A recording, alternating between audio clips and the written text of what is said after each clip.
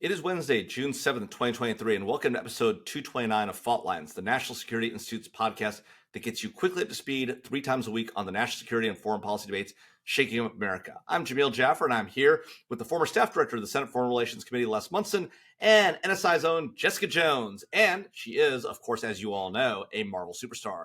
So, what do we have today? Today we have UFOs. So, just a couple of days ago, a former intelligence official turned whistleblower has apparently given Congress and the intelligence community inspector general extensive evidence suggesting that there is a exotic materials task force that has retrieved material on this planet, including fully formed space vehicles and partially intact space vehicles of non-human origin. Now, if those of you listening in are surprised and shocked, you shouldn't be, because we've heard a lot of rumors about unidentified aerial phenomenon. We know that for the last few years, DOD has had a task force. We know that Harry Reid has provided congressional funding to investigate this phenomenon. But now what is new and different is not just that we have identified things that might be unidentified or might be UFOs.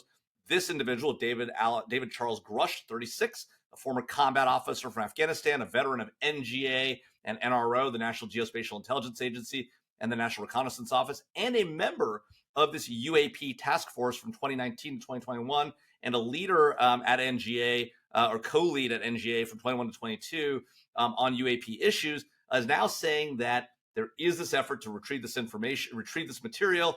He admits that he was not read into it, that the UAP task force was not given access to the material. He admits that he's never seen these aircraft, these alleged aircraft, or pictures or anything like that. But he's heard from lots of people that he knows who've told him that they're part of this effort, that this effort is ongoing. And not only that, but he did, in response to questioning, tell an interviewer on News Nation television that not only had they retrieved material and aircraft, but that they had retrieved, wait for it, people, pilots. That's right, alien bodies who were piloting these spacecraft. So, David Grusch out there. Jess, do you believe? Are they out there? Easy answer, I do believe they're out there. But for this topic, I will just say there are people at NSI that think deeply on this issue. I will admit, I'm not one of them. So these are my gut reactions to this story when it comes to UAPs.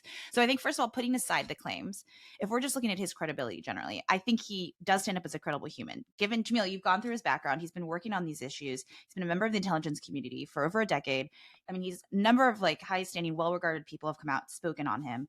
We've got a former Deputy Assistant Secretary of Defense for Intelligence also saying that he's heard the same stories about this alleged program that they haven't been read into. And he has said, and I don't think the fact that he doesn't have firsthand knowledge of what this group that he has not been read into is doing makes a difference to his story. He is pointing out, hey, I've heard this group exists. You need to look into it. Oh my God. I believe, Les. I mean, really? Am I crazy, Les? You're not crazy. There's, I think this guy has, on the surface, we should take him seriously. People should look into this. There has been a lot of news lately on, I'm just going to go old school and call them UFOs because I can't keep track of the new acronyms. But there's been a lot of U.S. government activity on UFOs. There's been some credible reporting in the New York Times. This new thing about the guy saying, "Hey, there's a bunch of stuff you haven't been told about," and there's a kind of a irresponsible information campaign or disinformation campaign coming from the U.S. government. Let's go take a look at it. Let's be skeptical, of course. But let me just point out, there have been incidences here in the real world that are of some concern. We have had a meteor come into Earth from outside the solar system, in all likelihood, in 2014. A meteor from outside the solar system? No, it's true. No way. It's true. There is a very credible scientist at Harvard who says, Avi Loeb, who says we should go look for that and take a look at it and see what it is. Sure. A few years later, there was an interstellar object that came through our solar system and appeared to turn left and then leave the solar system in a way that is not just bending from gravity. The trajectory was on. And notably, the U.S. government started Space Force a couple of years after that. So, I would say, why would we not look into these things? There are credible reports of a lot of phenomena here on Earth that cannot be explained. I don't know that there are aliens among us at all. I'm very skeptical. This is obviously a better TV show than it is necessarily a national security concern, but we ought to be looking into it. But let's explain, which is what I agree with Les, is there's a lot of unexplained phenomena that's happening. It might not be UFOs, but it's still unexplained. So it's worth studying and discussing, I think, is the point. Not claiming, yes, that's ET. But there's a difference between unexplained and we have aircraft of non-human origin and have bodies that are aliens from these spacecraft. That is what Grusch is claiming. Nobody's saying don't investigate unidentified aerial phenomena. Nobody's saying don't try to figure out what these things are. The question that's on the table is not do UAPs exist? We all agree UAPs, UFOs, whatever you want to call them. There are things we can't identify. That doesn't matter. The question is, are they alien? And Grusch says, yes, they're of non-human origin, and there have been non-human bodies retrieved. That's the question on the table. And by the way, on that front, he has zero credibility. He doesn't actually have any firsthand knowledge. He heard from a bunch of his friends. He didn't say where he heard from them. I mean, all we know was at the bar after hours. People were drunk. I mean, who knows, right? It's completely ridiculous, right, that we would give this guy any credibility. He had a TSSCI clearance. You know what? I had a TSSCI clearance. I never was read into anything about aliens, right? Just because there might be a program to obtain exotic origin because you're material. a non-believer. Just because there was a program to obtain exotic origin material does not mean that material is of non-human origin. That leap of faith that he has made, that he is making based on random conversations with his friends, is ridiculous. And he can be totally credible and not be credible on this front, given that he has no actual firsthand knowledge. By the way, Jamil, there is a program. Who's making the leap of faith here? I think it's you. What is an alien? What is an alien craft? There was something that came into Earth's atmosphere in 2014.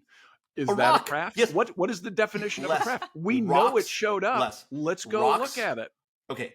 Everyone agrees that there are things from other planets and other solar systems and rocks that come from outside our solar system and outside our planet that land on this planet. It's been happening for millions of years, Les.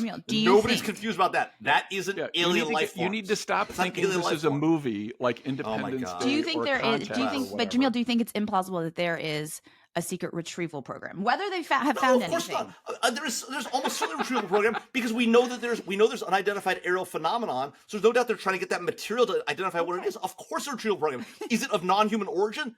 Absolutely not. There's no credibility to the non-human origin piece of it. That's the only interesting piece of his entire testimony. Jamil, the thing that came here in 2014 was of non-human origin. We know that. It's a rock. That is actually the one thing we do know. Oh my God. Now, what is it? Okay. Alien. Is it just a meteor, which in all likelihood is just that? Or is it something else? We don't actually know, but it's definitely non-human His claim is about piloted aircraft. Okay, he said aircraft made by an intelligent life form that then flew it. That's different than a rock hitting the ocean. Les, what are you talking about? Like, how are you? Is it? Why are you saying a rock can't be that? Yeah. Oh God. Okay. Aren't you curious? No, we wouldn't. All right, folks. I think we got all the views on the table. That's a wrap. Thanks to Brooke Hahn from NSI and Claude Jennings for the help producing today's episode. Please join us again on Friday for another episode of Fault Lines, the podcast that gets you smart fast on the national security debates shaking up America, including UFOs. Fault Lines is now up on YouTube. Check out our podcast video on NSI's YouTube page. And if you like what you heard, even though it may be crazy, don't forget to rate, review, and subscribe wherever you get your podcasts. Have a great day.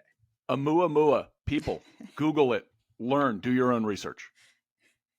The truth is out there. The truth is out there.